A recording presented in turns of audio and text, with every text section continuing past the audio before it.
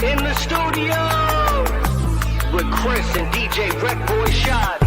You know we in the stew, in the streets or in the booth. Get in tune, click and view, and get into the interview. Behind the scenes of all your dreams and everyone you listen to. Underground or on the scene, you might catch a gem or two. 845 or worldwide, digital or physical.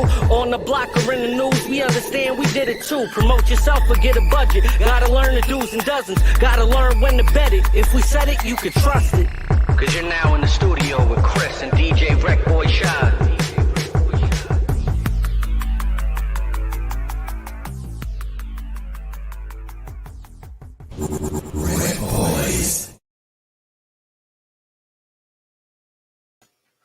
What's shaking, my peoples? Happy hump day.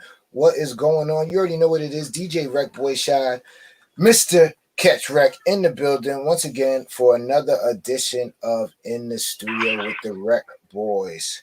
Yo, so what's up, man? I know you busy in your phone sharing the show as I should be. That's what you telling me? That's what you gotta say? No, that's what you saying. I'm actually fucking trying to get the sound right and shit. But you already know, bro. Blessed, glad to be back. Excited about the show.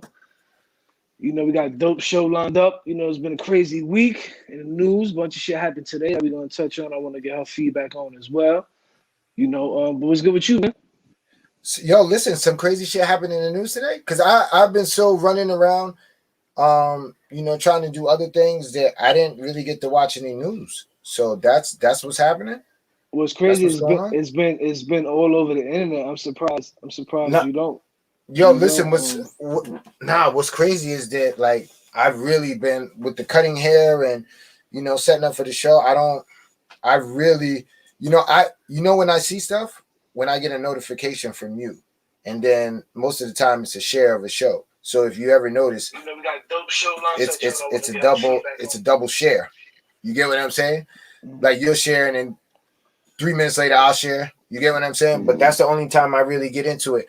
But you know, we'll touch on that once we get our lovely guest in the building. But what else has been going on for your week? I got to shout out real quick. I got to shout out all the 2021 graduates. My goddaughter just graduated. We just had a graduation party Sunday. So shout out to all the 2021 graduates this year. You know, go and be great. You know, it's a beautiful thing. What else you got? Oh, that's it, really, man. Really, I'm really just ready to get into this interview, get to know this young lady, see what she's been up to, hear about her podcast. The name of the podcast is Have Tea with Bunky. Correct me if I'm wrong. No, what is it? Tea Time with Bunky. And I think it's Tea Time with Bunky. It's dope because everybody needs tea time. Whether you drink tea or you don't. You get what I'm saying? Tea time. And what's catchy about it is it could be TT, which you know sells, which you know is clickbait sometimes, or it could be tea. You know, like a lot of great world leaders when they discuss things, that's what they do. They have it over tea.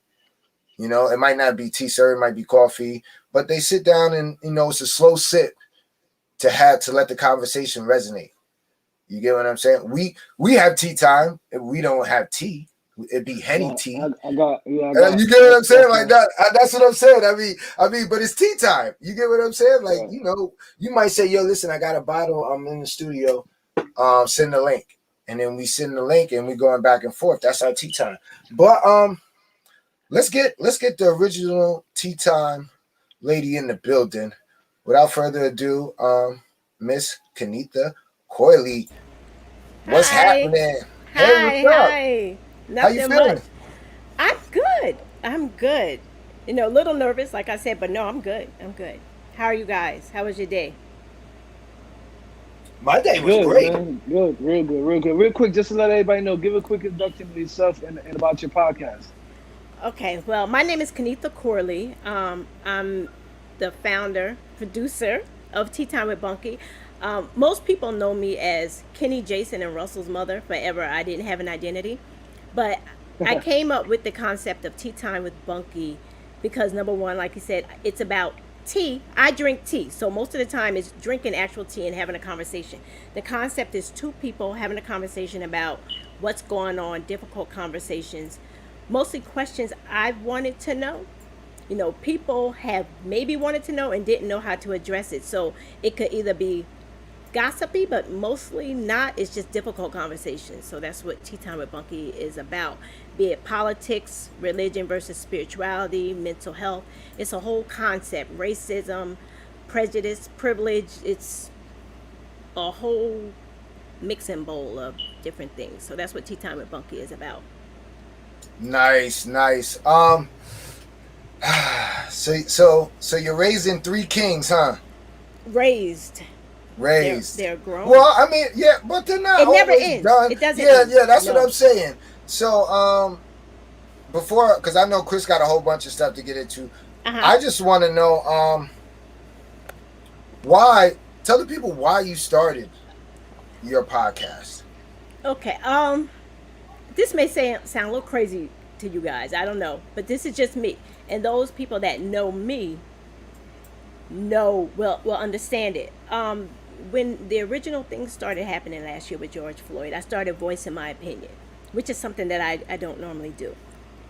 But like the thought of maybe doing a podcast or whatever came across my mind, and I'm like, no, that's not me. That's not what I do.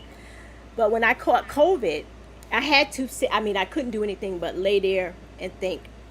And it was like a voice came to me. I know the voice came to me and was like, you need to do this. And you know, when you're still, you have nothing else to do, you start to entertain it. So I began to entertain it. I'm like, okay, well, I don't have a name. What kind of name would I have? Okay, Bunky is my nickname forever. That's been my nickname. I like tea. I love to have difficult conversations. Okay, Tea Time with Bunky. So that's how the whole concept, the name came about, and then the different ideas, the different people, all of that came to me like that. And I got up and started writing them down. So as you see, Tea Time, all the different conversations I have, it varies. And the shows to come are even crazier, difficult conversations. So that's where it came from. Nice. Go ahead, Chris, jump in. Why do you feel? Why do you think that, you know, some of these conversations people are so scared to touch on or even speak about? Because sometimes they seem like taboo. That makes any sense? Mm-hmm. Like my very first one, which was religion versus spirituality. My family is very religious. And going through the COVID period, I became more spiritual versus religious. And I knew that would be something that was hard. So before I even did it, I went to a few of my cousins, because I said, okay, now, what do you think about this? Because, you know, a lot of families going to start looking at me sideways. I want to have this conversation, but I'm scared to have this conversation. And they was like, Bunk, do it. If anybody I have it, it's you. Tomorrow, I have a conversation which is very difficult. I have a friend of mine who was a preacher, and she came out. And like, how do you have that conversation with a friend and you don't want to seem like you're judging them or something? It's a hard conversation. But I want to know her journey to where she is today. So that's what makes them difficult. Right. We had somebody just ask, Jay Arroyo from Ellenville asked, do you believe in astrology? Well, yeah. I mean, I'm not like, it doesn't guide my life. God is the focus center of my life. But yeah, I believe in it. It doesn't, you know, some people hear a psychic and don't move until the psychic tell you what to do. Mm. Like, I'm a Cancer, astrology. My sign is a Cancer. I am a Cancer to the core. So it doesn't go against God, if that's what they're getting at, maybe. Mm. No, that's interesting. That's very interesting. So did anybody try to discourage you? No. Did somebody see? Because that's dope. Because and I don't know if it's, I don't know, but that's cool. At least, I mean, you know that you're not.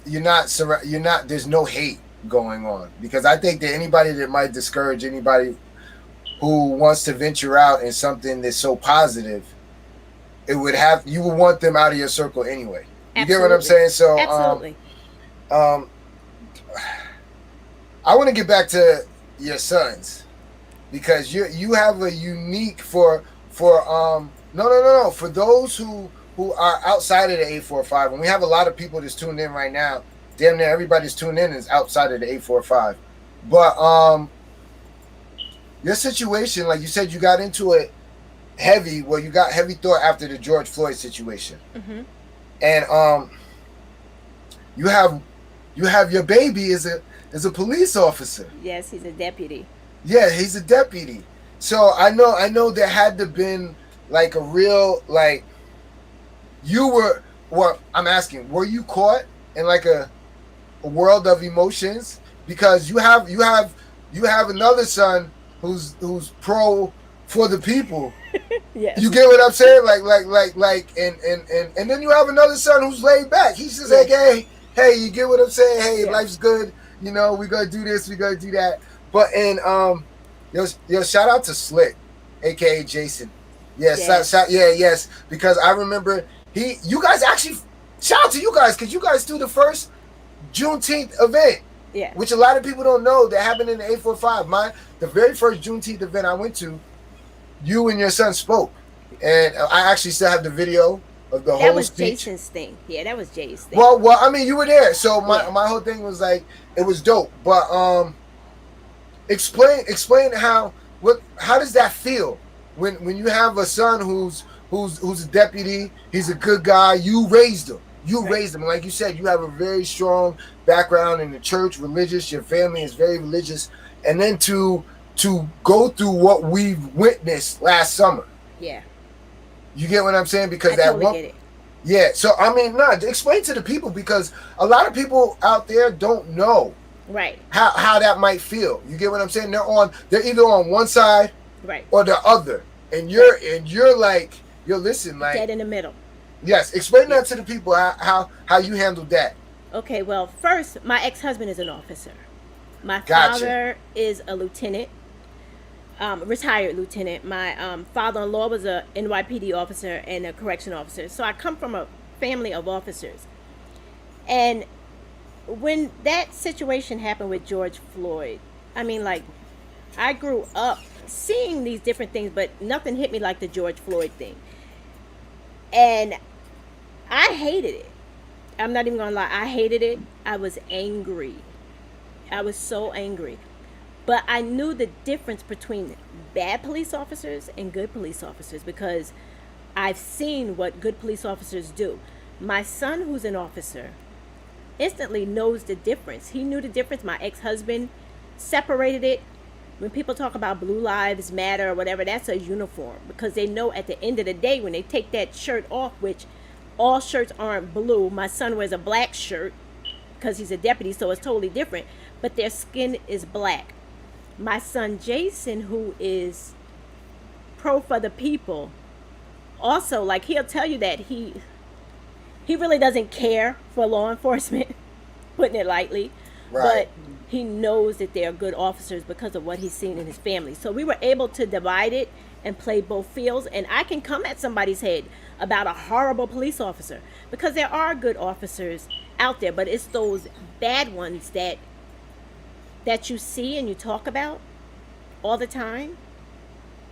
You know, policing is a career. It was a choice. My son knew since he was 5 years old that he wanted to be a state trooper. So it's something that he always strived to be and do, but it's a career. It's not who he is. So we get that as a family. Nice. That's an important point, because a lot of people, they misconstrue the two, right? They automatically think, and I was a correction officer for 2 years, so I know the other side of it, where automatically people think, oh, you got that badge, you're a part of, the world's biggest gang, which is, the police, and they put that stigma on you. So, and I gotta commend you for raising your kids in that realm, because it shows that you guys did a hell of a job of parenting, because your kids are all over the spectrum. You got police officers, you got one who's pro for the people, and then you got one who's totally like, like Shah said, you know what I mean? So I gotta commend you on that, because a lot of parents try to push their kids into what they want, You know what I Right. mean? And I don't get that from you. I get you gave your kids the tools in order to make choices and be men. Yes. Yeah, it's all about their choices. They make their own choices in life, and me being the mom that I am, I'm going to support them in whatever they want to do. You know, I have their back. I'm their biggest cheerleader, but I'm also their biggest critic. Also, you know. Nice. As moms should be. Like, yo, I know you get super duper love because I love my mom, and it's just a different type of love between Yeah. sons and moms, you know. So it's super super dope. And like Chris said, you got them all over the spectrum. So Yeah. that's, yo, kudos to you and your ex-husband. You get what I'm saying? Because you guys got good kids. I could genuinely say, like, I know all Thank three you. of them. Yeah. Like, you know, I've been, the youngest is Barber. I've been to events with Jason. Slick has performed at our events. That's the crazy thing. When he was like, rapping, right? Yeah. So you know, and like I said, Kenny, he's a barber. I'm a barber by trade. So we see each other. Yeah, you know, so we know each other. And you are good friends with my wife. Your family is great friends. So sweet. Yo, my wife, shout out to my wife, man. My wife does a lot. Yes, this shirt is from you guys. Thank you. No, you're welcome. Yo, listen, my wife, yo, listen, she does a lot, and yo, kudos to her. A lot of people don't understand, like, yo, listen, my wife wears many hats, and she's a strong woman. Yeah. You know, so shout out to her, you know. Yes. But look, Shanice is in the building. Shanice. Yeah. Yo, listen, That's and make my sure you girl guys, right there. Yeah, make sure you guys check out what they doing. Talk about it. Talk about it. Yeah, talk about it Tuesdays. Talk about it Tuesdays. What time they show? What time? Their show. Well, last night was 8:00. See? Most of the time, get on them. 8:30. Yeah. Get on them. Let them know consistency. We need consistency. All right, so that we can tell the people when to tune in. All right. Yeah, they're a good show. They're hilarious. No, absolutely. Yo, listen, we here to big them up. You know, but go ahead, Chris. So how you know, because a lot of people automatically think, like I said, you join with the police and you're part of that, you know, that bigger gang or whatever. How does it affect the family knowing that, you know, because me, when I was younger, I wanted to be a cop, but I went the correction officer route. And for me, when I got into it, it was all about trying to promote change within it, right? Mm-hmm. And trying to be that one person who thinks outside of what they teach you in this academy that you go to, because they try to brainwash you. Yes, they do. You know what I'm saying? Yeah. And it's up to you as an individual to give into it or try to become that change. So how's that fight in the house between the kids when you got one who's like, no, you shouldn't do this, and maybe the one who's a cop is thinking just like the other one, but thinking, all right, I got to do it in a certain way. I can't just go and just, you know, go all crazy about it. Well, you know, their relationship, I love their relationship. I raised them to be truly their brother's keeper. Like, they have each other's backs. They don't have those. They'll have conversations, but it's never argumentative. It's never combative. They can have conversations, and because they know each other so well, they can agree to disagree. Russell, being the officer, he could be like, well, you know, you have to go A, B, and C route, you know, and whereas Jay is like rah rah rah, you know, but they know how to have that conversation, and there are no blurred lines with them. Maybe because they were raised by a police officer father and a mother who went to church all the time, you know, so that could be the equal balance between all of them. Yo, yeah, that might be it, because it's weird, because I have a set of cousins who my aunt was into the church heavy, and my uncle was corrections, and their kids they have 3 sons too, and Denise and yeah, you right. know, that's my sister. You're my sister's cousin. Yeah, no, absolutely, Yeah, wait a minute. Okay, those 3 guys. Yeah, so, you know, it's dope, but salute to you, because a lot of black queens don't get it, and for you to be a mother of 3 young kings, we don't get that perspective a lot. You get guys like us who are like, you know, like no, real talk. We're the ones who, like, if you look at the the demographic for most podcasts and stuff like that is guys like our age, Right. you know, and it's never coming. Yeah, well, not only that, but it's not coming from the seeds, right? The Mother Earth's perspective. It's so different. Yeah. When like I wish we could have had you on the show when the shit was actually going on. Because the raw too in my feelings. No, but that's what we want though, because you weren't alone. Right. You get what I'm saying? And like I said, we were covering it. We were like we were there. We went live when the thing with Nipsey happened. We went live when the thing with Kobe happened. We go live when like social events happen and all the social events that's been going on, but we've never had a mother perspective. Yeah, it's different. It's way different. And like it was weird because even when we were setting up for the show, Chris is like, yo, I gotta check some of her shows out to, you know, get a feel of what she does. And I'm like, yo, like I just want to sit and chat because it's like talking to my mom. You get what I'm saying? I get it. And getting it, because sometimes me and my mom might not get it coming from my mom. Mm-hmm. But having the different mutual respect that I have for you, you can say the same thing and it'll bounce off. Right. It'll resonate different. And not only for me, but for everybody, our viewers. Like some of our viewers might not watch your show. You get what I'm saying? But might be interested in your show. You get what I'm saying? They don't they might not get to your demographic. So I thought it was very important to have you on the show, and especially to shed some light on, you know, raising kings in this situation right now, because it's like not only like a lot like my mother only has to really worry about me getting pulled over. Mm-hmm. You get what I'm saying? Because my mother knows me. You get what I'm saying? But you have to worry about not only your son getting pulled over, your other son doing his job. Right. And then being targeted because of who he is. Yeah. Yo, not only that, like, and this is real talk, I want people to pay attention. If you believe that racism or discrimination doesn't happen within the blue lines, it does. Yes. Like you got people out there that will look at somebody of color in a suit, and think the worst of them than they would me. You get what I'm saying? You got cops, you got officers doing it to other officers. I'll tell you. That's what I'm saying. But when I was working in the jail and a code went by and they literally left that officer by himself on purpose. You know what I'm saying? Yeah. Because of the color of his skin or his minority. Let's just say that. But let me ask you this, and this is what frustrates me about the whole thing, right? It seems like now that the internet is so big and people get to see this stuff more and more, because all this ain't new. This has been going on. Right. You know, it's been going on, but now that everybody has everything at their fingertips, everybody wants to feel like, you know, they're part of something, and they feel like just because they sit behind their computer and they share a post or they go live and say something, they're doing something. What's your thoughts on that?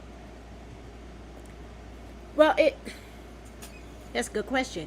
I really, honestly, wasn't really into podcasts too much because I was a single mom. I was working all the time. But when COVID hit and we became stationary, I started looking at some podcasts, and some people, I don't know what their motive is, but over time, they get weeded out. Like, that's how I feel. Like, everybody has a voice. Everybody has an opinion. You have a right to voice your opinion. But over time, if you were meant to do this, you're going to continue. If you weren't meant, you'll be kicked out, because Facebook, I noticed, is really quick to tag you when you say or do something wrong. But yeah, everybody is like jumping on a bandwagon, and that was my fear, that people were going to think, oh, she's only doing this now because everybody's into it and blah, blah, blah. But in all actuality, that's not what it was about. And I wanted to kind of give the mothers a voice, basically. Yo, that's super dope, because like we've been doing this, I don't know, at least a nickel, 5 years at least doing this. And me personally, I never thought it thought about it like that. Like if we weren't doing the right thing, then we would have been stopped. I just felt like, you know, we go on with the flow. Like, you get what I'm saying? Like, you know, and it makes a lot of sense though. When you put it that way, it makes a lot of sense because we've seen a few come and go. Right. A lot come and go. And it makes sense. My thing is not only with the podcasters, right? Because like I said, I grew up in Brooklyn, New York, right? In the heart of Bed-Stuy. You know what I'm saying? A Spanish kid, grew up in a predominantly, you know, I'm not even gonna say black because for my Spanish people, I tell people this all the time. You're black, so get with your history and know what's going on. So let's just say minorities, right? I grew up a whole minority neighborhood, not too many white kids at all. It's getting gentrified, but it wasn't like that in the 90s and 80s, right? Right. So I've witnessed cops shoot my cousins. I witnessed us get beat up by the cops. I've been arrested multiple times, taken to the precinct, beat up just for standing on the corner because white cops patrolled our neighborhood, which is another thing. What do you think about cops who don't live in these neighborhoods, who are policing these neighborhoods? I think that's a problem because they don't know the community. You know, they need to do community policing, whereas the cops that are policing these different areas, different communities, Fallsburg, for instance, I can't say anything bad about Fallsburg because I don't deal with the police, but I'm like, the officers that work for Fallsburg need to live in the town of Fallsburg. There aren't really kids out now, but back in the day when the kids were out playing or whatever, I know when I was growing up, the police officers knew us. They knew our families, you know, so they weren't so quick to act. So, but if you're afraid, which they are, the police officers that are in the city and they're policing these different developments and different things like that, they're afraid because they don't live there and they don't know you. They're less apt to pull a gun out on you if they know you or they have a family behind you.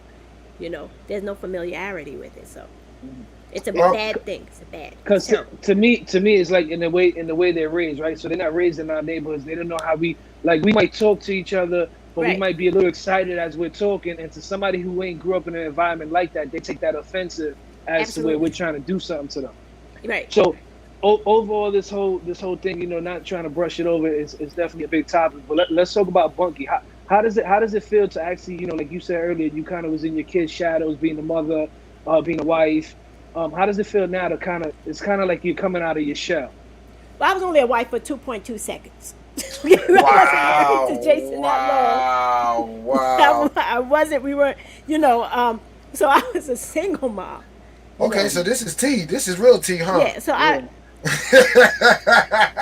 growing up, I never had an identity. Basically, my whole life, I was either known as a Little Hinton, which is my family. Okay. And then after that, I became Kenny J and Rose's mom. Right. Okay. So I got now people are just starting to ask me, really, who are you? Like, what do you like or whatever. So now I'm Bunky, then I'm Kenny J and Rose's mom. Nice. You know, so now it's like reversing. So it's kind of great, actually. It's kind of scary. Kind of cool, right? Great. Yeah. Yeah. No. I'm excited for you. I'm excited the way the direction your show is going. It's fresh. It's vibrant. It's you have a nice realm of different guests. Yeah. That's what I definitely noticed. Yeah. You know. Let me ask you this: being a parent, I'm a parent of 3 too, and you know, as you're raising your kids, everything's about your kids. You know, day, night, you sleep, everything's about your kids. Right. What's the transition for you now, as you know, as they're getting older and they're going into this world, and you know, they're facing everything that's going on in this world, whether it be, you know, having it doing whatever they're doing in their careers. But what's the transition for you personally? Because I know just when I let my kids go somewhere for the night, I don't know what to do with myself. So it's terrifying. How do you? It's really scary. Now I'll be 51 next July. Here, I'll be 51, and 3 years ago, I think was the first time I was on my own. When I moved into this apartment, I was by myself because I moved out of my grandparents' house with my ex-husband, and then after him it was my boys basically until about 3 years ago. So it's scary I'm just starting to enjoy my me time, which really only consists of work and now this. But it's a hard transition. I went through severe separation anxiety. I mean, severe separation anxiety. So I'm starting to know and learn me because I didn't know myself. Right. Right. That's And, kind of like let's get into that because there's a lot of females out here who hold on to relationships just because they're scared of being by themselves. Yeah. What word of advice can you give them to help them just say, listen, I can't just stay here because I'm scared to venture onto into this world by myself. Let it go. Those those toxic relationships, especially if you have kids, because what they aren't realizing is that the behaviors that your children are seeing, those are the behaviors that they mirror. So if you want your kids, your daughters to have her prince, but mommy's man or mommy's husband treats her like a doormat or whatever, that's what she's going to gravitate to. If you want your sons to be the best that they can be, you can't be with that father that treats the mother like nothing or thinks it's all about her. Like, I see the difference in my boys. I see the difference due to the ages of when I left me and their father separated. Like, some of the behaviors or whatever, I see it differently in each one of them. So it's very important to learn how to love yourself. Leave those toxic relationships alone, because it's not worth it. Because as soon as he leave you, he going on to the next chick, but she probably already there. So yeah, leave it alone. It's hard, but you gotta love yourself more. And how do you come about loving yourself? Because right, as a parent, we're so much in tune to either our kids or whatever relationship we My whole involved life, in. my whole life, like I said, it was all about my boys. So I didn't pay attention to what was going on with myself. I found myself going into a dark hole. I found myself being depressed when the boys were asleep, because you got to put on the front when they're awake, because you only want them to see the very best. But then as they got a little bit older and started joining sports and different things like that, that's when I decided, okay, now I got to start doing things for me. What kind of things did I want to do? What were some of my goals? So you have to write it down. Write down what will make you feel better and what you want to accomplish in your life. And you slowly start to check them things off. And that's what I did, not realizing I was at my end goal when I was there. So now I just made a new list. I mean, because it's kind of like you're reborn again, right? Like, Absolutely. I'm a totally new person. I am not the Bunky of 20 years old. I'm a totally different person. Totally different. what's dope is that you implement certain things that, like you said, you write down your goals, and then you go through them, and as you accomplish them, you scratch them off. And it was super dope that you said that, because I could contest to that. Because when I hit her up about getting on the show, I'm like, yo, we want to do an interview, and she was like, yo, I really want you guys to do an interview, on the show. And she was like, yo, you guys are on my list. And it was super dope that she thought enough about what my wife does to think like, yo, listen, at some point in time, I want to interview her. Yeah. You get what I'm saying? So when I reached out, it was like, all right, but I was talking about the in the studio thing, and she was like, oh yeah, and but it's dope that you actually, I can contest that you actually do what you say, and it's super dope. Do you give that type of advice during your show? Like, do you let people know what you had to do to get to where you're at? Because I know you do a lot of interviewing, but do you do a segment to where, because some people want to get to that courage, they want to get to that place to be able to take that first step. Dr. King said, take the first step and the staircase will reveal itself. And and we're a strong believer in that, and you must be too, because that's what you did.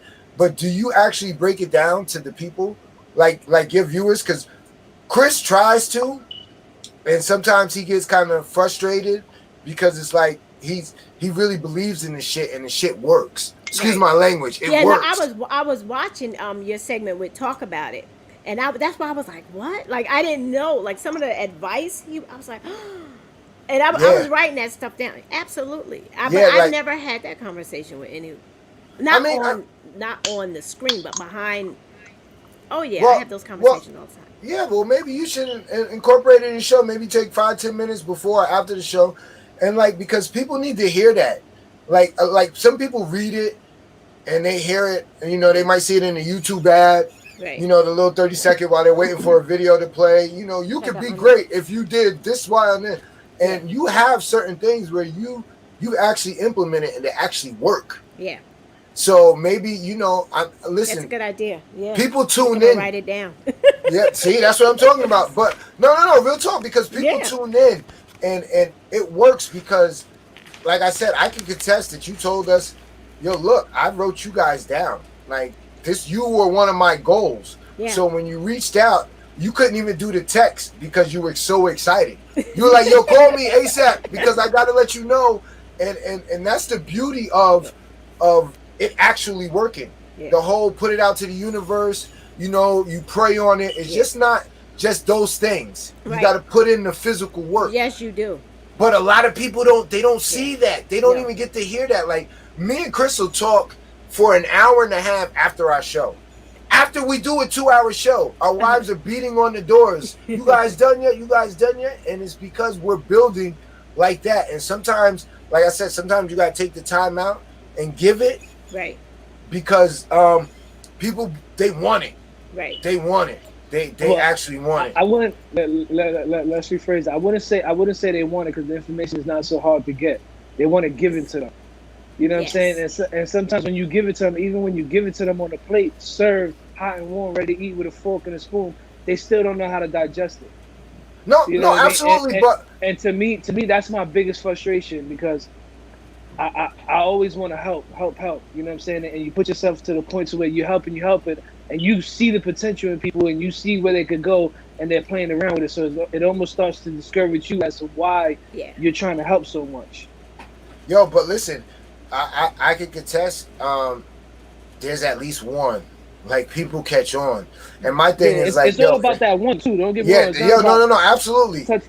In the masses, it's about that one, and that's what anything you do. Like, you know what I'm saying, is if you can get the one person to go ahead and push forward and progress in life or anything they're trying to do, then you did a just do in your life, right? But it's always, for me, I feel like this, coming from where I come from and seeing what I've seen growing up, is whatever I know, if I don't say it, I'm not right. You know what I'm saying? And what I mean by that is, if I know something in the God forbid I pass away knowing it and nobody knows it, then what good am I?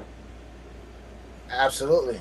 And I think in the whole minority thing, we're taught to stay quiet, don't say nothing, don't But in reality, we need to not stay quiet. We need to speak about it. We need to do something about it. But that's not what we're taught. Right.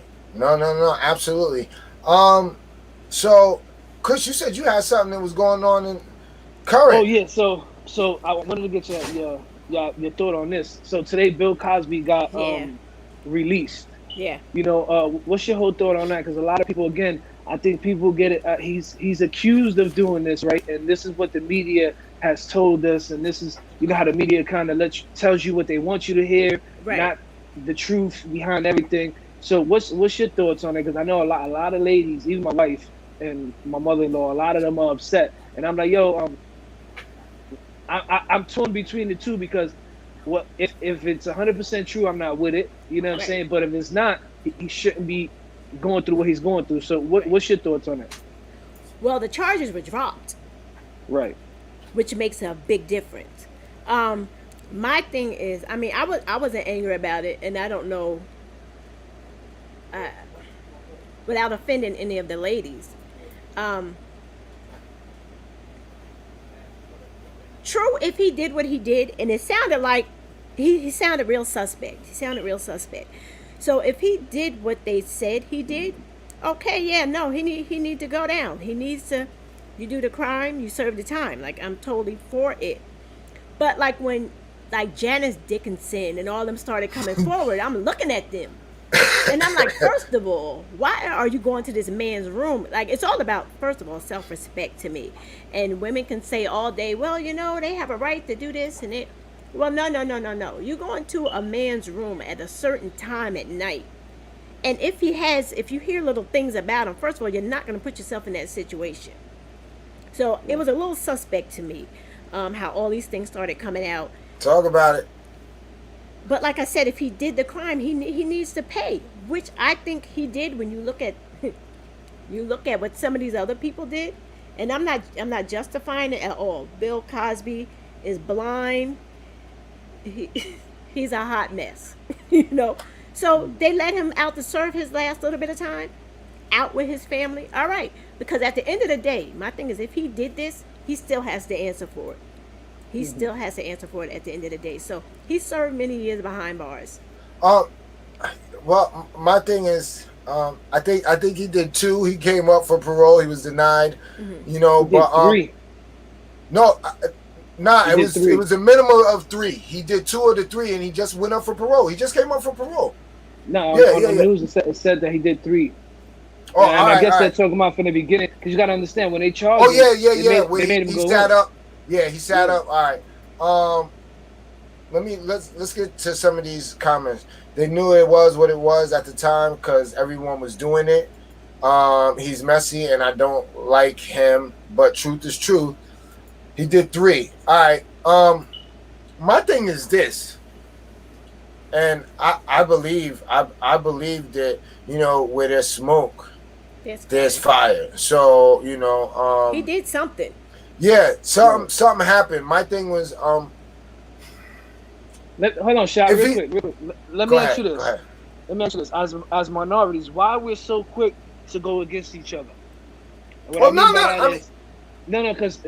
a lot. Why I say this is because I don't hear a lot of white people talking about this. I don't, and it's sad. You know what I'm saying? Because to me, this is my shit. As being a minority growing up too, I'm tired of the color lines, right? And that's up to us to teach this younger generation. Know your history. Know what happened. Be intelligent on what happened, but don't be the one to be saying, "Oh, I'm this and I'm that." Like my kids are Spanish and black, so they deal like living in Florida. They deal with this shit a lot. They got their black friends who tell them, "Oh, you're not black." They got their Spanish friends who tell them you're not Spanish.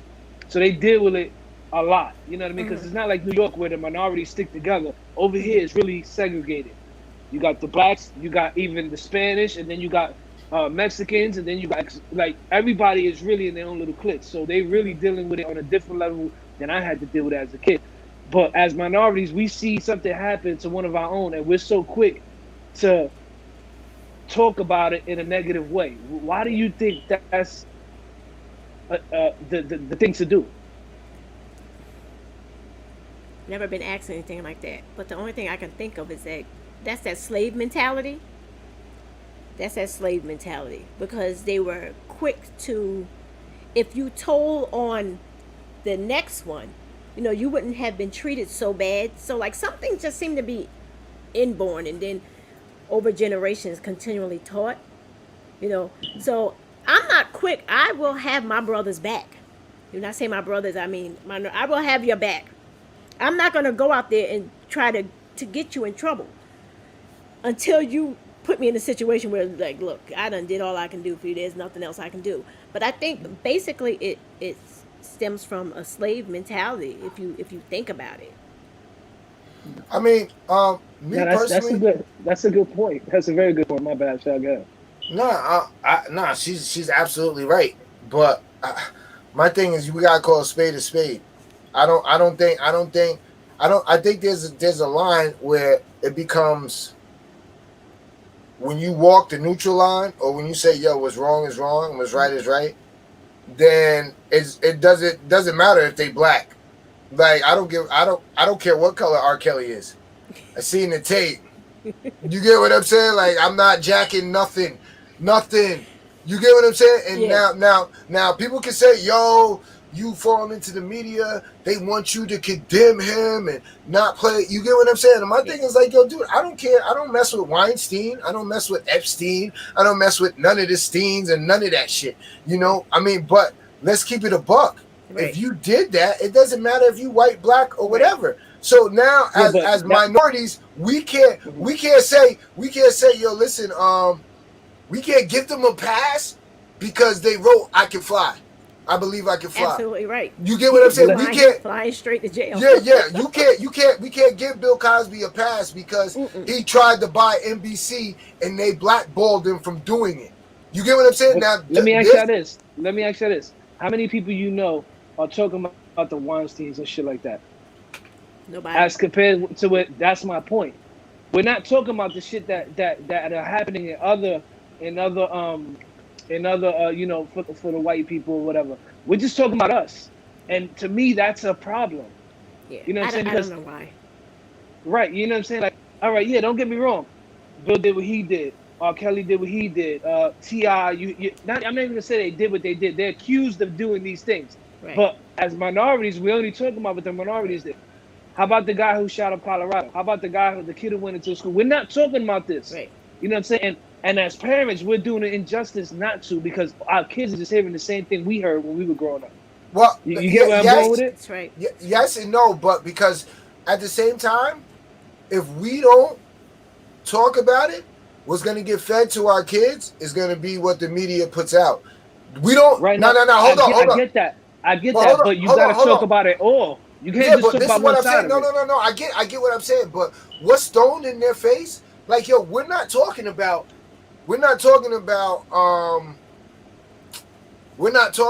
ecstasy right now, because ecstasy ain't the main thing right now. You know what's the main thing? The pills and the dope when it comes to our kids and drugs. Now, it's the same thing. Like, because the media is pushing it out there, we have to address what our kids are seeing and let them know the truth in that. Because there's some media outlets where it's pushing, yo, listen, they let a repo out without giving facts of, wait a minute, this is what happened in the court of law.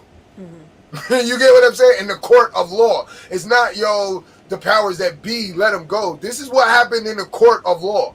Right. That's not getting in. But because it's out in the masses, yes, we have to talk about it.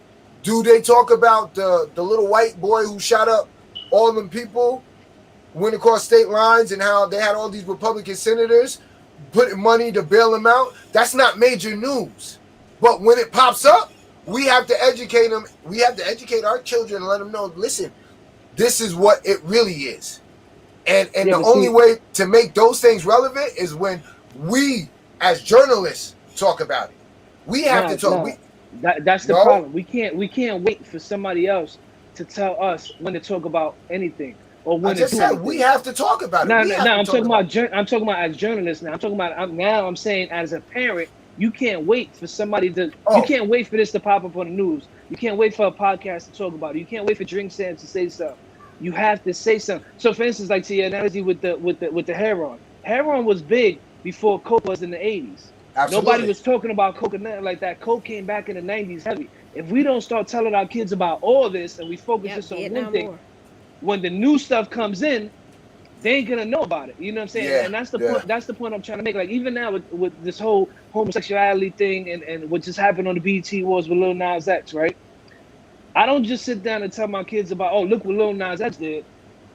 I don't even put it as an ethnic thing.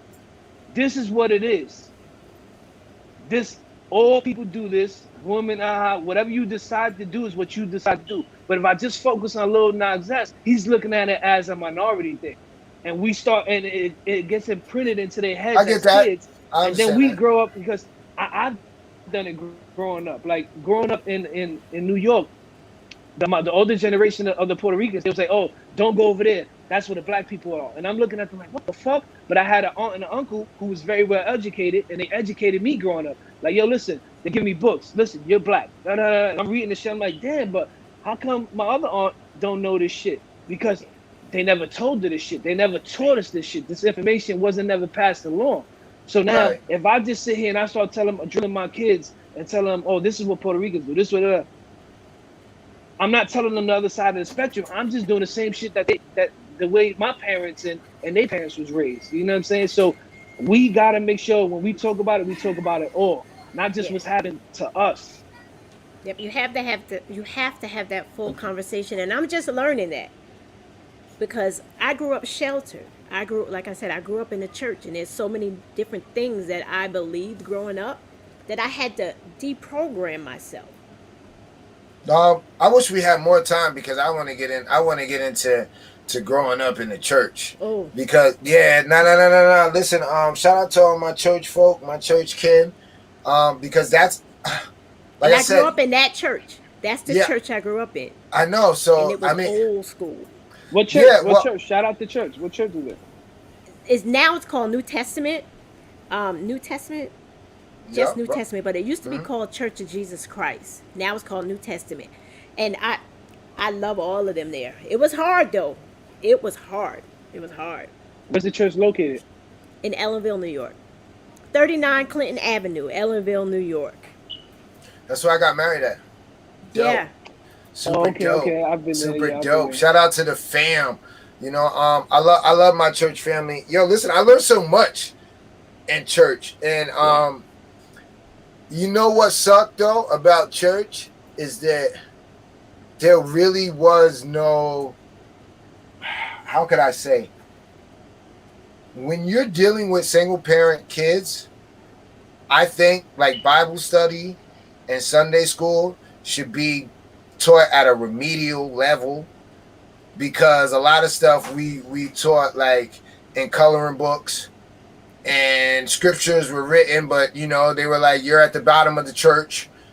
You know, one of the minister's kids read a couple verses, kids are coloring. It really wasn't, you know, Sunday school. yeah, You they know what weren't I'm really saying? learning. Yeah, Yeah, you know, and I have a problem with like all the education, you know, from like 0 to like 4th grade is all cartoon coloring books. They need to change all of that shit. But it was weird because I think that had it been more comprehensive, that a lot of people, a lot of kids would have got it more. Like I got into religion afterwards, and it was like, damn, why didn't they show me this earlier? You get what I'm saying? And like I said, I have a lot of church family. yeah, You know, tons of them. The whole one side is all ministers. yeah. So it's weird. So it's like, you know, if any ministers are out there listening, tuned in, yeah, get involved in the Sunday school. Yeah. Make it so these kids are really understanding what's going on, because you start young. You know, teach spirituality into the religion. And that's what it is. They're not doing that. It's all the doctrines. You Yeah. know? It's Yeah. separation. So yeah, spirituality is And- very, very important. And not only that, also while we talking about it, Wait, real quick to clear that up for people. Are they one and the same, or they're not? Because a lot of No, people get they're- that messed up too. they're really not the same, because imagine being a child growing up. I grew up, I had friends from all that was Jehovah Witness, they were Jewish, they were Seventh-day Adventists, but I grew up believing my religion, the denomination that I was under was apostolic Pentecostal. So I grew up believing more so in the religious aspect of it. So nobody else was going to heaven besides apostolic Pentecostals, but I didn't grasp my relationship with the spirituality, my relationship with God. And that's where I am now. It's all about relationship. It's not about the religion, because it divides people, whereas you should be brought together, and that's where spirituality differs from religion. So Good. It's a And people difference. need to know that, because automatically they think because you go to church you're spiritual. Like Yeah. you No, know, and that's you're not not. what it is. And let me ask you this: were you guys forced to go to church? Because I know as a kid I was Yes. forced to go, and that's what made me rebel against it, and that's why I've never wanted to go. Like now I only go like on holidays. Don't get me wrong, I'm still spiritual. You know what I'm Right. saying? I still pray at home and I do all that good stuff. But do you think that's why a lot of these kids are not into it, because they're being forced to do it? well, I was forced growing up, but then when as I got older, you know, you're old enough to make a decision, you don't go anymore. But when I started going through my stuff as I was growing up, I came back, because that's where my roots were. That's where my foundation was. My boys were forced to go. They was in church every day. But now as they're older, they got old enough, they left. But now I see like the little things that they do, they go back to their foundation, and they tell me all the time, Mom, it's not about religion, it's about my relationship with God. So I did something right. You know, they were Nice. forced, they got that foundation, they went out on their own and built their own relationship with God. And that's all that matters to me. I don't care what church you go to. If you go to church, as long as you got a relationship, you pray, you do what you got to do. Treat people right, do what you got to do. Yo, Chris, you were forced to go to church? Yeah, and Catholic church at that. I don't know if you guys know about Catholic church. That's probably it's rough. It's look, yeah. You know what I'm saying? And then when I got my wife, she got me into the Baptist thing, and actually I started going more to church then, because it wasn't like it was more learning about yourself. You know what I'm saying? And them teaching you about the word. You know what I'm saying? As to where it was being forced on you, if that makes sense. It makes sense. It's weird because church was forced on me only when I went to my grandmother's for the summer, which, like I said, all that family is official church. You know, we're in church 3 nights a week. Yeah, it was no games. And you know what turned me off from church? Was I came from a single parent home. So, and my mom, she didn't have time for us to go to church because she worked so much. Mm-hmm. My mom had 2 jobs for as long as I can remember. So we didn't have church clothes.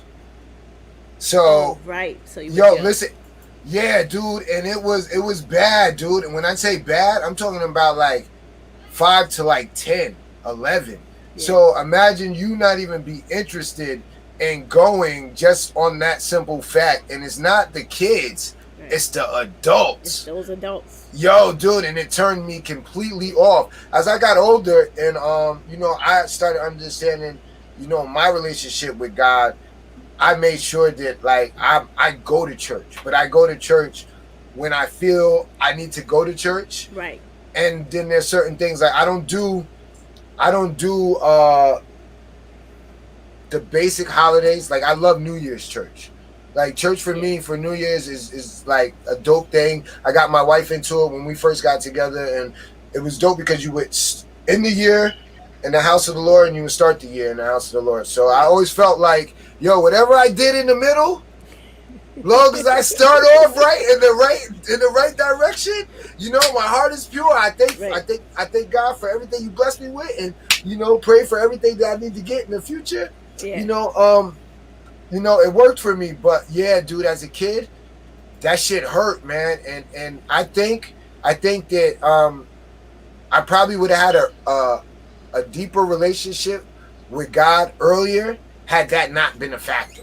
Like, cause now, listen, now I see it, and kids is like, church is it. Like you get I mean, like you don't have to worry about any of that. You get what I'm saying? So it's like, and that's how it should be.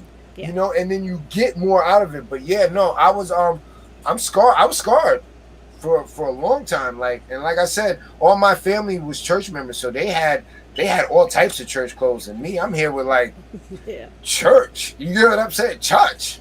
I'm like, I'm ready to go play ball. Sunday? What? Yeah, so but we definitely enjoyed having you on the show. Thank you. It's been great. Yo, I'm glad that you had. Yo, listen, is there anything that we didn't ask that you want the people to know? Because it's about you, and we want to give you the light and your flowers while you're here, while you first starting off. Because once you get to NBC with a syndicated show, it's gonna be hard to get booked. I'm working on it. I know. I just want for your people. I just want, it's not really about me. I just want to let the people know, because of the type of field that I'm in, for your grandparents, your older aunties and uncles or whatever, there's this thing out there called Adult Protective Services. It is for family members and friends or whatever that know someone 18 years or older that basically are going through it. Like they're homeless, they don't have any food to eat, or if they're being financially exploited, or any sort of taken advantage of. Like, this thing is like really near and dear to my heart. I just want to let you guys know that if in the event that you see anything going against your elders or somebody with a mental illness, make sure you reach out to your nearest Adult Protective Services, because it's very important. It's very, very important that you get them the help that they need. It's all about helping people and making people's lives better. So that's about it. That's it. Just want to put it out there. That's super dope, because we've never had a guest or a discussion about that. So and what's crazy is that we all have grandparents. Yeah, You everybody's know, getting older. yeah. Everybody's So getting older. and that's a message that we don't normally put out, and it needs to be out.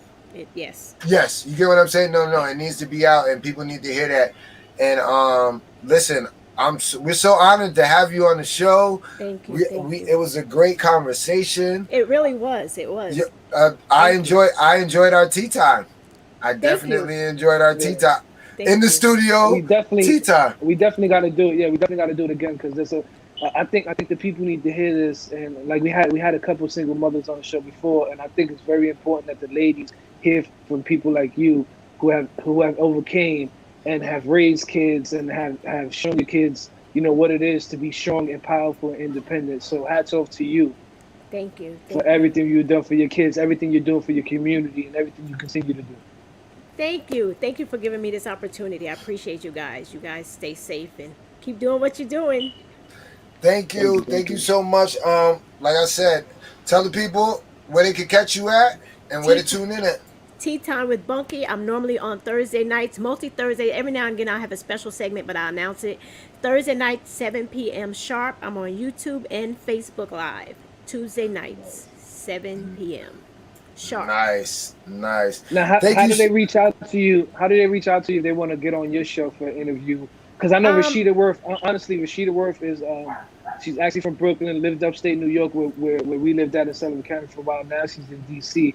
I think if you and her actually had a conversation, it would be very, very powerful. Yeah.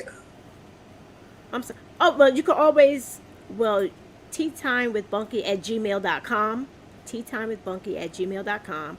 Or Tea Time with Bunky. You can message me. My page, Kennetha Corley, Facebook. You can message me. I'm on YouTube. You can message me. I don't give out my number yet because I'm not quite comfortable with that. You know, there's No. creepers You out good? there. Yeah. No. But no, that's dope. And Chris, you're absolutely right. I think her and Rashida link up. That would be something really epic. Rashida has been for the people for as long as I've known her. She's done social work in, I think, Newburgh, upstate New York. She's helped with community centers. Rashida's. She's invested. Rest in peace. Yeah, And she's actually still doing that now. And Your insight, like she said on the show, she just said a little while ago, I love her. I love the way she thinks. And I think that's what we need to do is put powerful people together. And ones who understand that power is in numbers. When you get the right people in the right numbers, the opportunity and what we could accomplish is endless. Oh, absolutely. Yes. I'm looking forward to a conversation with her. Yeah. See? But once again, we love you. Be safe. Love you guys. Thank you so much. We will tune in tomorrow night, right? Tomorrow night. It's going to be something. Okay, so listen, we're gonna tune in, watch you. Thank you so much. We love you. Be safe, all right? All righty. Good night. Okay, bye. Right, take care. Nah, that was super duper dope. Super duper dope, homie. I definitely enjoyed the show, man. It was like having Mom Dukes on the show and being able to. No, I didn't get that. Honestly, I didn't get that vibe at the start of the show in all week. That's what was playing in my head, but I didn't get that vibe. Honestly, it felt like a really good conversation that needed to get had, and you get different perspectives, right? Because we're not young no more, right? So absolutely, it's good to have a different dialogue on it and see how she's thinking and how we're thinking. But to touch on one of the things that we said, man, I think it's very important that we don't get stuck on just us. And what I mean by us is just, a minority thing. You know what I mean? Let's make sure we're telling the people, if we're going to talk about something, let's talk about everything. Let's not just put ourselves in a box. You know what I'm saying? If we're going to educate each other, let's educate about everything. Don't get me wrong. You want to touch on your heritage and what's going on. You gotta teach the kids that, right? You know what I'm saying? But don't only teach them that, because then you limit them, and then they end up, like a bunch of other people in this world, to where it's only pro about this or pro about that. Yeah, absolutely. You know what I'm saying? When you raise them right, you know what I mean? Like, shout out to Kennetha. When you raise them right, they get to make choices, and they get to make intelligent ones. You know what I mean? So it's all about that, and empowering them with the right tools to make these choices. Because if you only tell them one thing, they only know what you're telling them, and then they're only hearing what they hear on the other side. No, absolutely. Like I said, I had a great conversation. You already know I was hype all week. I was like, nah, I want to get on there, and I got some questions, and I think it was a dope interview, a nice little break from what we normally do. Our normal vibe. We brought a mom up in there who's doing her own podcast. New wave. It's 2021. We got the mom stepping up and putting it down for the moms. So dope show, homie. Definitely appreciate you guys who tuned in. Make sure you guys check the replay, Blaze 'em Up Radio, 8 p.m. Saturday nights. Or you can check them out any other time. It's a 24/7 radio station, so make sure you check them out. Chris, what else we got going on, homie? I see you in your phone. What's happening? What's shaking? We got any guests coming up? Special events? What's up? Next week we got V Henny. She's a publicist. To a bunch of artists that you guys know. I'm not gonna say their names, but we're gonna speak about that next week. She's also a podcast as well. Nice. She's partners with one, they call this guy the Independent Diddy. His name is Nigel out of New York City as well. This guy right now is traveling all over the United States, all over, let's say the East Coast, West Coast. Let's just say that for now, as far as, helping independent artists and independent entities be heard and be seen, as far as providing shows, interviews, marketing, promo, management, you know what I'm saying? So this girl's a part of all that. And we're going to have her on the show next week to pick her brain and see, give the artists some insight on, how possibly they can link with her, or what they could do or what they shouldn't do, who to be looking for, because these are the people you want to be next to as an independent artist, right? You don't want to just be next to these guys who are just doing it just to do it. Like, these people are living what a lot of artists are aspiring to do. Right. No, I'm excited. You already know. Like I said, we had a dope show. Happy 4th of July. Everybody is tuned in this weekend. Be safe. I don't want to hear no stories about nobody blowing their fingers off. Don't do nothing stupid. Don't get behind the wheel if you've been drinking, smoking too much. Chill the fuck out. Shit just started opening up. I don't want to hear no RIPs, coming back from this holiday weekend. Be safe. Enjoy yourself. Once again, shout out to all the 2021 grads this year. Do we have any birthdays this week? Any birthdays? We doing birthday shout outs. You started the trend. Go ahead. Shout out my sister. It was her birthday yesterday. Oh yeah, that's right. Yeah, see, Magda, I got you. And it was my cousin's birthday the day before that. RIP, my uncle, was his birthday the day before that. It was my father's birthday not too long ago. RIP to him. We a bunch of summer babies over here, man. Shout out Finally TV, man, for always tapping in and keeping it real with us. Make sure y'all tap in over there Tuesday nights, 7 p.m. No, 7:30, 7 p.m. Make sure y'all go catch what we talking about podcast on Finally TV. Artists, if y'all looking for interviews, make sure y'all hit up Gabriel Rivera. Get on that Finally TV network. They also giving y'all a platform to be heard and seen as well. So definitely tapping with that. He's doing a lot of stuff out there in the 845, working with other entities as far as hosting. If you got a wedding or something like that, you need somebody, they come with the whole setup. Yeah. You know what I mean? So hit him up, DJ, MC, all that. You know what I mean? So hit him up, and affordable rates and all that. Let them know the RecBoys send you. But absolutely. definitely, like Shah said, catch us Saturday night, 8 p.m.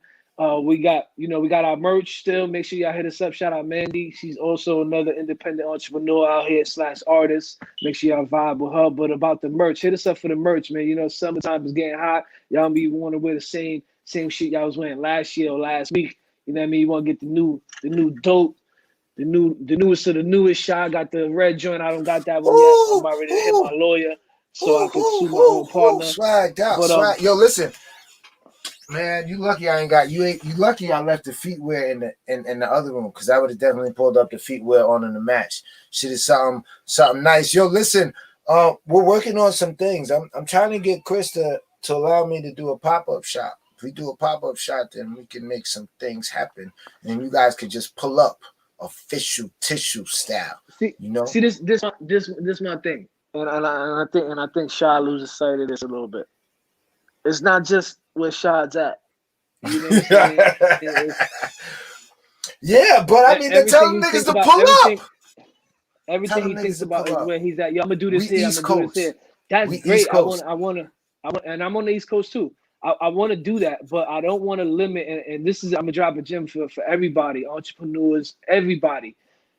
Stop thinking about where you're at and think about the world, because you're never gonna get it as big as you need to get it without thinking about everything. You know what I mean? And yeah, you got to take little bites of the cookie before you can eat the whole cookie, right? You know what I'm saying? But at one point, you got to learn how to take the whole shit. You know what I'm saying? So yeah, do little things to get the goal, and that's why I'm trying to take shot. Like, yo, listen, everything, you're good, you're big in your community, you keep doing for your community, that's dope. But it's also about other places too. Yeah, so the pop-up shop, I'm with it, make it happen.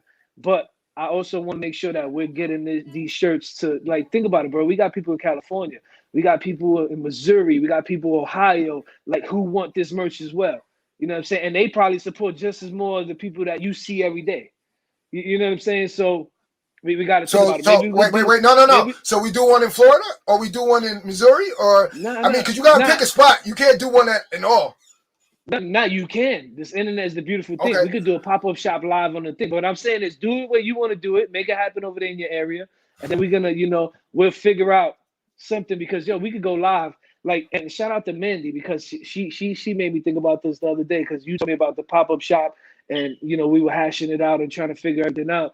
And she goes live every couple of nights and sells her stuff live. And I'm like, yo, that's what Sha wants to do, but on the scale that now Mandy's doing, on the scale that I'm thinking about. Like, you know what I'm saying? Like, we could definitely go live right now. They could spend the bread right now. We could be showing the merch. You know what I'm saying? Oh, you want this joint? All right, send me the message, send the cash app on the joint, mail it out the next day. Like, you know what I'm saying? Like, that's the type of shit I'm talking, because obviously we can't be everywhere unless we get people in these areas, but we got to start thinking proactive. And this is for the artists as well too. Like, I tell you guys all the time, yeah, it's dope to do the song with the guy who lives around the block. It's dope to do the song with the guy you went to high school with, or the next town over. But what you want to do is get the other people in the other areas, because that's how you're going to get your network bigger, by messing with other people. You know what I'm saying? So, and maybe I let the cat out the bag, because that could have been something we could have definitely monopolized on, because we could have involved other people who are selling merch and shit like that too, and just did something similar to what we got going on right now. So, yo, listen, kind of like a MS joint, where they come and they charge these people to come show their merch, and they sell it live, and you could buy it right then and there. We could do that right now via the net. Maybe I'm talking too much. Like, and I thought about this because, I mean, if you thought about it, then I don't understand why it didn't get implemented. No, because I just thought about it. I thought it when we just spoke about it yesterday, right? Like, you brought it up yesterday, and then I've been watching Mandy do what she's doing, and I'm like, yo, this is Shop was talking about the pop-up shop, dope idea, loved it, by the way. You know what I'm saying? But then I'm thinking, the world, and I'm like, how the fuck can we do this and get it to the world? This is how we get it to the world, because the internet is just that powerful. You know what I'm saying? And then now, like I said, if we could evolve, let's say we get Mandy, she comes on. We get Gabe, he sells Finally TV merch. We get Brav, who sells shit. There's other different people. You know what I'm saying? So now it's just not, we only selling Catch and Wreck and RecBoy and reaching everything conceivable merch. Like, you know what I'm saying? It's a conglomerate of things, and everything I try to do is involve a conglomerate of people. You know what I'm saying? Because, again, the power is in numbers. You know what I mean? Anytime you think about you know, nothing ever great happens with one person. That's the worldwide selling, bro. Shall go live on TikTok. Chris gonna do the TikTok videos. I'm gonna have Chris. Yeah, no. We gonna have you do the TikTok. No, it only makes sense. Podcast. You got me on the podcast. Yo, listen, I don't like. The world is lucky. Listen, our viewers are lucky, because I get you all the time, nigga. Yeah, but I get you all the time. They're the ones who get to see you like this, because normally they wouldn't see you like this. I see you like this all the time. You know what I got to do? I need a camera crew so that we can show them live, not on the show live. So I can show them how you be cursing me out. It. Yeah. How you be bugging. How this nigga be motherfucking shooting all my shit down. He be like, Paul, rap music, blowing all my shit up in the air, all my shit. Khalid made a good point, and you touched on it, but you kind of breezed right over it. You got to write this shit down, because not every idea you have or anything, like when you told me to pop up shop, the minute I got home, I wrote it down. So when I seen her go live, it automatically came in my head, because if not, I would have never thought about, like, Sha knows me. Like, when something is brought to me, I might be like, but I definitely write it down, whether it be in my phone, whether it be on a piece of paper. I write everything down. I note it somewhere, so I'm always coming back to it. I'm always seeing it. It's always popping up in my head when I look at it. Like, that's very important for manifestation of anything you want to do. You know what I'm saying? So once you told me it, that hour ride home, I'm contemplating, I'm thinking about it. Get home, I write it down. Later on that night, it just so happens, bless the Lord, it pops up on my joint where she's selling something, and I'm like, oh, Sha just said this. Now this and this correlates together. I wrote that down. Like, you know what I'm saying? So it's very like, I need people, and we used to argue about this all the time. But I'll tell you, Sha, write this down. You're like, I got it. And I'm like, no, write it down. Like, you know what I'm saying? How many conversations we had on that? You know what I'm saying? All the fucking time. Until I started writing shit down. Now I'm a fucking monster. I write down what I need to write down. But yo, listen, Chris, cut it out, my nigga. I'm full of ideas, my nigga. I'm gonna start charging. I'm gonna say, yo, listen, I'm gonna have my lawyers. I'm gonna have my lawyers contact the Catch a Wreck lawyers. Because RecBoy Shot got different lawyers. They're the same lawyers. That's the problem. Yeah, listen. They gonna have the conversation with themselves, and they gonna have to figure this shit out. Listen, I need you to call your partner and tell him that RecBoy said that Catch a Wreck is doing this. Like, we're not, but not definitely. We're gonna figure it out. Everybody has ideas, but the biggest thing is write these things down and absolutely and map them out. Like Kennetha said, she said make a vision boards. Right, which is that's super dope. That's a whole nother level of writing down. It goes to what we're saying right now. So first of all, you talk about it, right? The first thing you do is we have the conversation like we did. The second thing I personally do is I write it down. The next thing I do is I write tasks underneath that to how to get to what we just spoke about, and I break it all down. And that's what I talked about earlier as far as biting the cookie. We can't just go for the whole thing. You know what I'm saying? We can't go for the whole gusto. And that's our argument a lot of the times, because Shad has these good ideas, a lot of good ideas, but he wants to go for the gusto. And I'm like, yo, but Shad, we got to do this. Like this. Then that takes us here. You know what I'm saying? And now, like he said, he's doing the same thing, so he sees what I'm talking about. But for the people who's tuned in, that's exactly what you want to do. Now you get it written down. You prioritize the key points underneath the goal, how you got to get the first one, the second one, the third, or whatever it is to get to the last one. And then when you get to the last one, now as far as it's all right, now you implemented everything. So you wrote it down, you visualized it, you spoke about it, you wrote it down. Now you start now you start figuring out how you're going to start attacking everything. Then you start manifesting it. You cannot skip any of those things. And know that you have a limited timetable, and set timetables to it. Set specific times to knock shit out, because what ends up happening a lot of times is people have great ideas and then they sit on them, and then next thing you know, it's, oh, yo, I wanted to do that, or yo, we thought about that 6 months ago, but we got stuck on, well, this never happened and that never happened. But yo, listen, dope show. That is our time. We 20 minutes over. Hopefully Poppy Blaze plays the whole show. Like I said, make sure you guys tune in Saturday night, 8 p.m. Yes, definitely don't overthink it. Build a plan and attack. Like Chris said, you get what I'm saying? Come up with the idea, write it down, and then figure out a plan to attack and reach your goal. But make sure you guys tune in for the replay. You know what's crazy is, even though America might not be the best example, but it's an example, because if they would have just went gung-ho and just did whatever they wanted to do, they wouldn't have all the land that they occupy today. You know what I'm saying? So no, absolutely. You can use that as an example too. Like, they didn't just go gung-ho and just start taking places over. They mapped it out. Not saying it's the right thing to do. Nobody take what I'm saying wrong. But what I'm saying is that's an example on how you figure out strategically how you're gonna get to where you want to get. You know what I mean? Like Fu said, if you don't plan, you fail. You know what I'm saying? Yeah, that's the biggest thing with us, because we wasn't taught that as a kid, right? As growing up. You know what I'm saying? So especially with this shit. You get what I'm saying? With what we doing right now, nothing was given to us. So we had to bump our heads. But yo, we got it now. Like I said, that's our time for this week. We love you guys. Be safe. Have a happy 4th of July. You know, and be safe out there. All right. Till next week. We out. All right. Easy. Deuces. We out.